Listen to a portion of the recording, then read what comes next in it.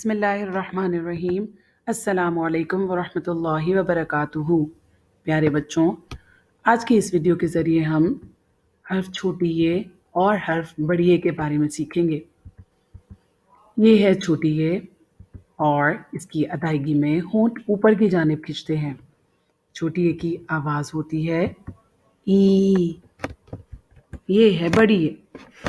बड़ी ये की अदायगी में आपके होंठ ऊपर की जानिब नहीं खींचते और बड़ी ये की आवाज़ होती है ए।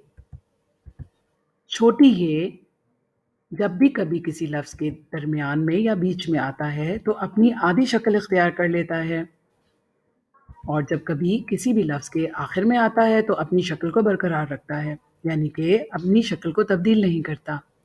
बिल्कुल इसी तरह से बड़ी ये भी जब किसी लफ्ज़ के दरमियान में या बीच में आता है तो ये अपने आप को इस तरह बना लेता है। ये है बड़ी ये की आधी शक्ल। लेकिन जब कभी ये किसी लफ्ज़ के आखिर में आता है तो अपनी शक्ल को नहीं बदलता। चलिए कुछ मिसालों के ज़रिए सीखते हैं। क्या आप बता सकते हैं लफ्ज़ दीन में छोटी ये मौजूद है या बड़ी ये? दोबारा देखते हैं। दीन। क्या आप जानते हैं दीन की अदायगी में आपके होंठ ऊपर की जानिब खिंच रहे हैं या नहीं? आप दोबारा से कहिए दीन।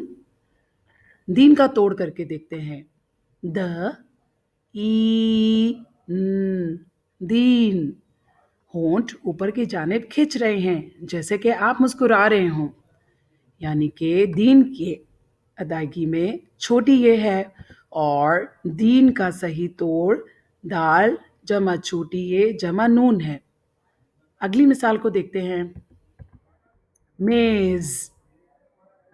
क्या आप जानते हैं लफ्ज़ मेज़ के दरमियान में छोटी ये है या बड़ी ये? इसकी अदायगी पर गौर कीजिए।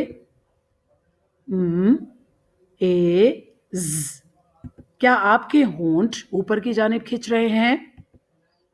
जी नहीं, आपके होंठ ऊपर की जानिब नहीं खिंच रहे, यानी मेज़ के तोड़ में बड़ी ये है और मेज़ के दरमियान की आवाज़ बड़ी ये की आवाज़ है। अब इसका सही तोड़ देखते हैं। मीम जमा बड़ी ये जमा जे।